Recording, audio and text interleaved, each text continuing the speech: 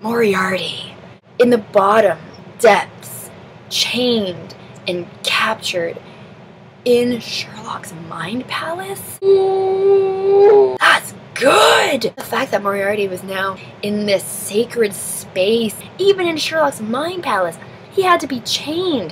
He was still scared of this character. That's what Moriarty should represent to Sherlock. Fear, but also mutual respect. We are thinking of this in terms of Sherlock talking to himself as these characters. To have Moriarty represent this part of him. And not only that, Moriarty remind him that John is in danger. Oh, that was beautiful. That's how you use Andrew Scott in a cameo of Sherlock.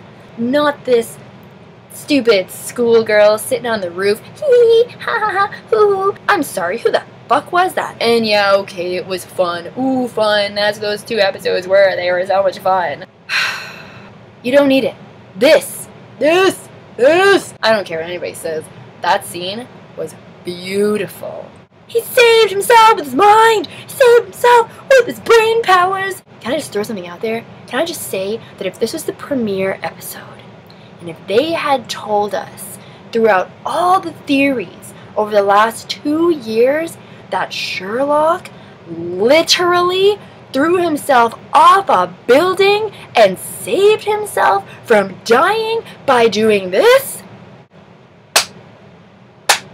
Yeah, I would totally believe that theory. And that would have been just the most shocking explanation. And it probably wouldn't have satisfied a lot of people, and I totally understand. And that's cool. I was upset with the first episode and all these theories that didn't make any sense. But if the answer was literally Sherlock jumped off a building, damn, son! I digress. I love the thing with Janine in the hospital bed. I love that she's like, you're an asshole. And it's just like, he is. And I also really like the little thing with the bees.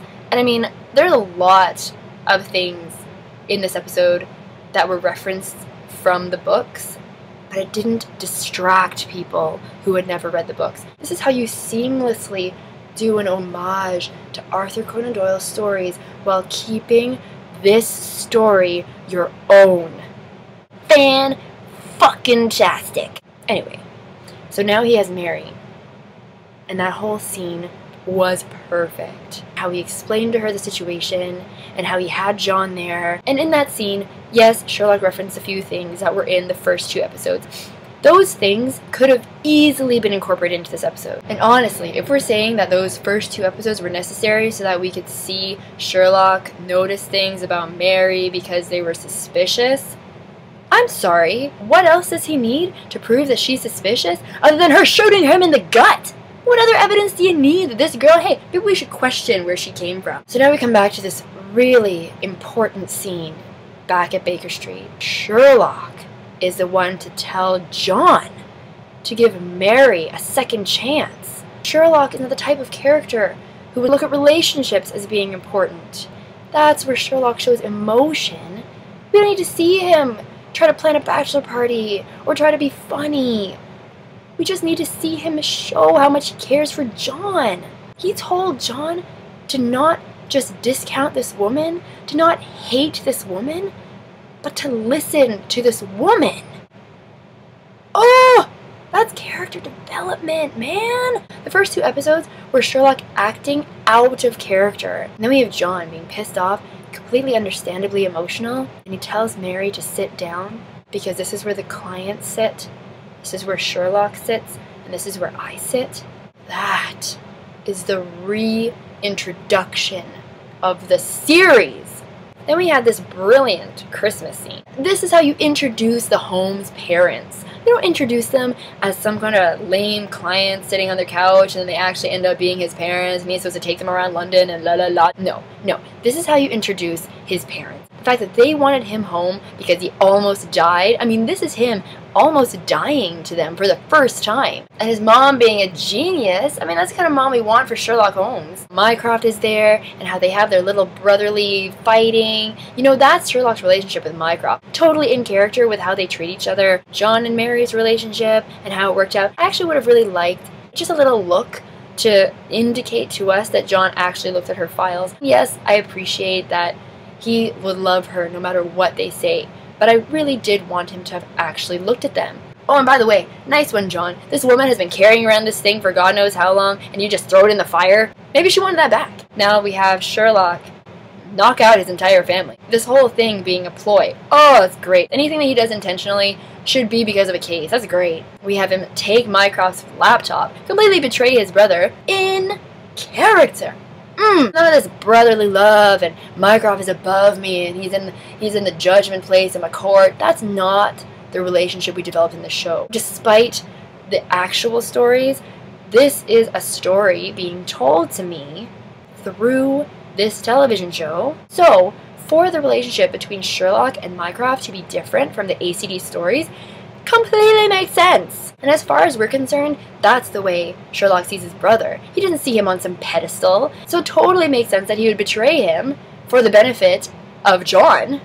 Yeah. And now we're going to go see Magnuson at his estate. But I know a lot of people have issues with the ending, and I'm going to get to my issues with the ending too. I like that we were introduced into his estate, and Sherlock got to try to do this ploy, and to save Mary. It's essentially to save John, but okay, to save Mary is why we were here. Let's all remember that. This is why we're here. The thing with the fire...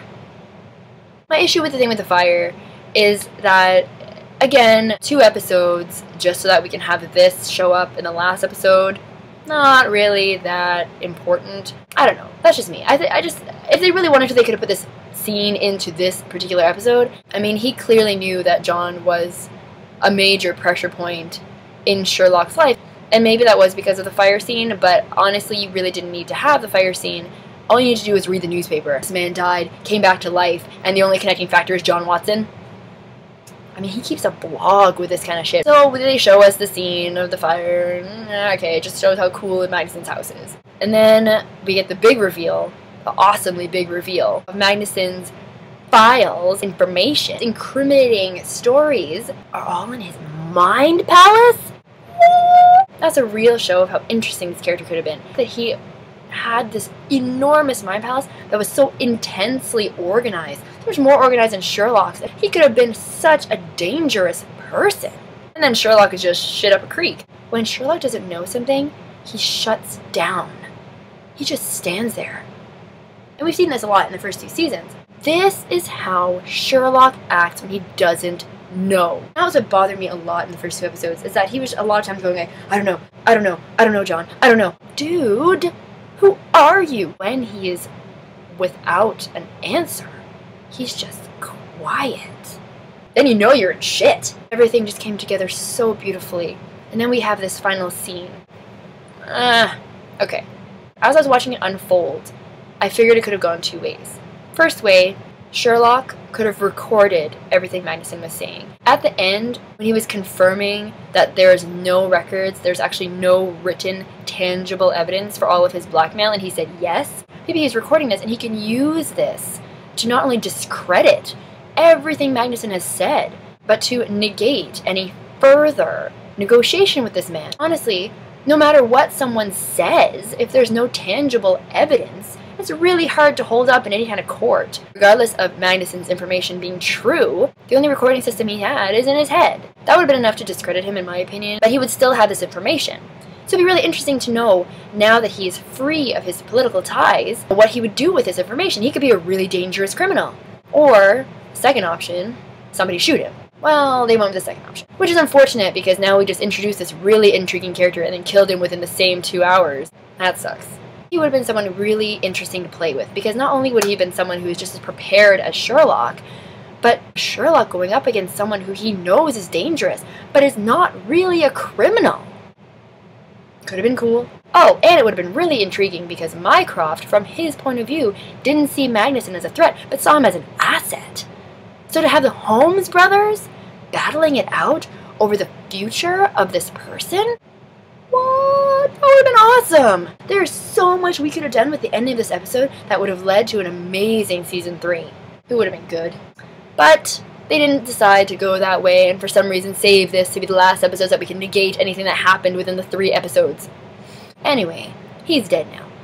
I also want to mention the child Sherlock. I don't know if I'm really a big fan. It doesn't really make sense as far as his thinking as an adult, especially since it was a crying child. I mean, when do we ever think of Sherlock Holmes as a crying child. And yes, okay, maybe we can think of Sherlock as this lonely child, and now we're having analogies of John leaving and he's all alone and he's crying and it's sad. I just don't think that a man of intelligence and his lack of sentiment, it's a big deal, would think of himself as a little child. Even in the context of his brother being there, I don't think Sherlock ever thinks of himself in that way. And it was also just strange because he just shot a guy in the head. Just me. I mean, in my opinion, I thought maybe Mary would have shot Magnuson. I think that would have been really cool. And I think it would have made a lot more sense, actually, because we've seen this before. At the end of the Great Game, Sherlock being in this situation with guns pointed at him, at the targets at his face, and how he was in the position of holding a gun to his adversary, we saw that with Moriarty. But of course, he didn't pull the trigger then, but he pulls the trigger now. That can be seen as his desperation. That can be seen as him really showing how important John is to him, that he would actually go to this length to save his wife. So it is an interesting character development, but was it the best one? Meh. But now we're in the situation where Sherlock has shot an innocent man. It would have been interesting if we had some consequences. But from there, we just go to the airport, where John and Sherlock have this really incredible scene. And Sherlock saying his full name and then mentioning if they were searching for baby names. John said that before. That was cute. That was witty. That was really telling of how he thinks of John in any kind of situation where emotions are difficult to convey and you have to convey them through wit or through sarcasm. I mean, it's just, that scene was so them. And it really showed John forgiving Sherlock. Then we see Sherlock get in this plane where Mycroft's going to send him away knowing that he's going to be killed. Okay. I'll accept it. And then, that ending. Oh, that ending! Oh! Oh! Oh! Moriarty coming back. I am so happy because I love Moriarty. It wasn't even like a yes, we're bringing him back. It was like a, oh, he's going to come back in some form in one way or another, and I really liked that. It was intriguing. It brings me in. It was like, yeah, ending, good, yes, next. And I know a lot of people are upset with this ending, saying that it's really like The Fall and how Sherlock didn't really die and everything, but can we just think about it for a second? Moriarty shot himself in the mouth. I mean, they could barely write themselves out of how Sherlock fell off a building. You think they're going to be able to write themselves out of Moriarty shooting himself in the mouth? Maybe. I hope that they do bring Andrew Scott back, but I also hope that they're doing something different. I hope that's not predictable. And I hope that it's going to be even more shocking. I mean, you opened this floodgate, man. You better take responsibility for it. I'm very excited for Season 4. I'm extremely excited now. I mean, if you had asked me at the end of A Sign of 3, I would have said, this show, I don't know where it's going, but I don't want to go on that ride. But now I'm just like, yes, let's go. Let's take this. I am so ready. I want more of this. And side note, to just add on to my this should have been the premiere episode thing, isn't it odd that Mary was described as an empty house? And how Magnuson's mansion that was supposed to have held all these files is an empty house? Imagine if this was the premiere episode and it was actually just called The Empty House. Dude! And made a lot more sense than The Empty Hearse. One of my only criticism with this episode is that why did it come so late? Why did we get it now? Why didn't we get this right out the gate? People were saying that I shouldn't have expectations for Sherlock, but this hit my expectation bar and just blew it off the roof. Why wasn't this a premiere episode again?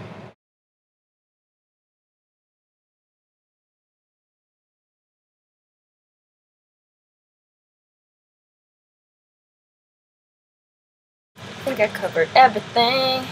I don't know what else to talk about. I talk about this episode so much.